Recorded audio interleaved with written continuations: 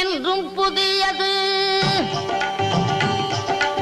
பாடலென்றும் புதியது, பொருள் நிறைந்த பாடலென்றும் புதியது.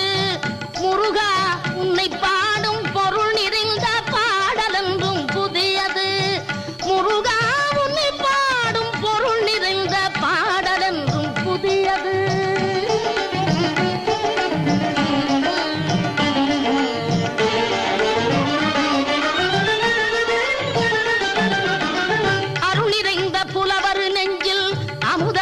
தமிழ் கொடுத்த பொருள் நிறைந்த பாடல் என்றும் புதியது.